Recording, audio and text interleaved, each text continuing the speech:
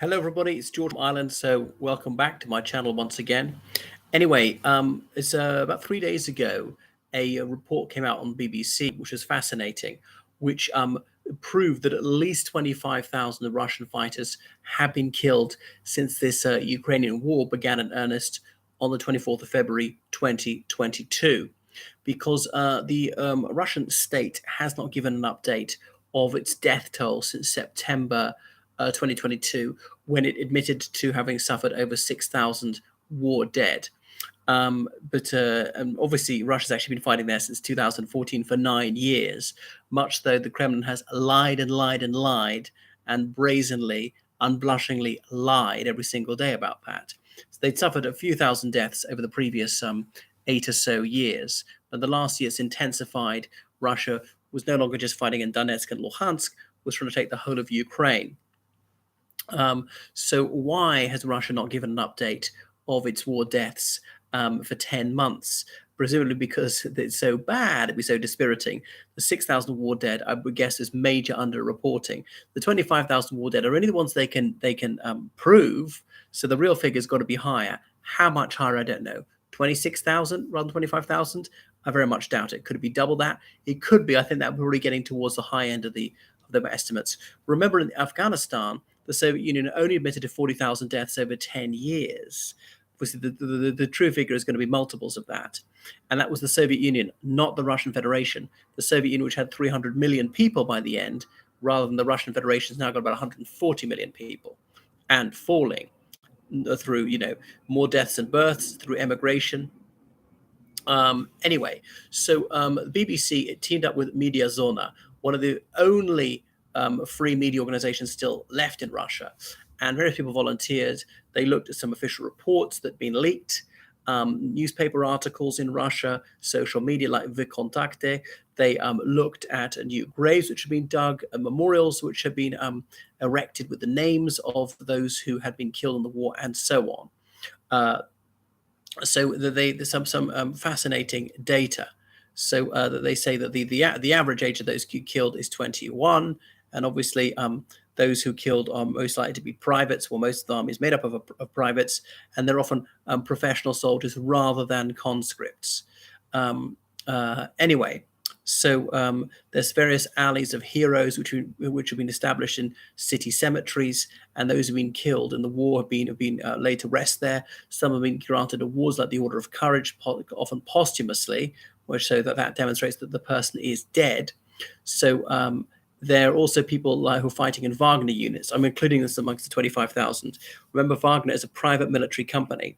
Now, mercenary organizations are illegal under Russian law, but this one has existed for several years, openly, with its bases, advertising, stuff like that. So it just shows how the Russian state blatantly violates its own law on a gross scale every single day, and shows you how trustworthy Putin's associates are. Putin's chef, Yevgeny Prigozhin, who for years and years and years lied and lied and lied and denied any connection whatsoever to Wagner Group before then publicly bragging about it and really being the face of it. The last few months, he's never shut up about his involvement with the Wagner Group. And it's curious. I'm not quite sure why he's gone from denying it to proclaiming that he is involved, which surely impugns his reliability in any other issue. The fact that he was willing to incessantly tell such flagrant lies. And unembarrassed about it as well, just like Putin unembarrassedly lies every day. I can't remember which journalist it said, never believe something until it's been officially denied. Well, this much the same would apply with regard to utterances by the Kremlin. So those who have fought for Wagner have no military rank. They're often jailbirds who were released in return for 6 months service. Then they'd be granted their freedom and their criminal record be wiped. And actually, Russia has been boasting, yeah, we've 30,000 of them have now done their 6 months and they're free. But there's some doubt of that figure. It's just to encourage more people in prison to join up. Remember, Russia's got a prison population of about 500,000. Now, some of them are so decrepit or psychotic they'll be a danger to their own comrades, so they won't be allowed in. But there are more who could volunteer. And often these are very petty offenders. Don't say that they're the sweepings of the prison's gutters. They're not the scum of the earth, not all of them. They could just be in possession of cannabis, could get 10 years for that. It's a grossly unjust system. It's extremely harsh. Of course, you can be one of the most prolific criminals of modern time, like Putin, and never have a collar felt. an enormous scale thief, quite apart from his many crimes against humanity. Anyway, so people who volunteer like that. But then again, for things like murder, you can get as little as 8.5 years. Anyway, so if you join Wagner Group, you're meant to get $1,250 a month in Russia, which is quite a tidy sum, which is maybe more than triple the minimum wage. Um, but these people are regarded as dispensable. Their lives are just thrown away. They are mere cannon fodder. So, what have they found when they broke down the deaths by group? They found that 792 officers have been killed. Um, so, 125,000. That's not very high. That's only a bit over 3%. Privates and non-commissioned officers. That was 2,279. Those who'd volunteered after the invasion were only 280. Wagner Group, they could only prove 22 deaths. I mean, there must have been way, way more, but very seldom recorded. And Wagner Group has often buried them far away. Okay. But there've been some mobilized civilians have been killed and so on. Um, but the number of prisoners has been killed more and more. So the original numbers were just from the first 3 months. But the point is, they become more and more heavily reliant on prisoners who volunteered, but they've been heavily pressurized. Some people say even tortured to do it. Okay, so you could be someone who's never been in prison and has volunteered for Wagner Group, but Wagner Group also has its professionals. So if you've done 10 years or more in the Russian armed forces, sometimes those of Belarus, Serbia, even other countries, volunteer for Wagner Group, and they're very highly paid because they're battle hardened and skilled.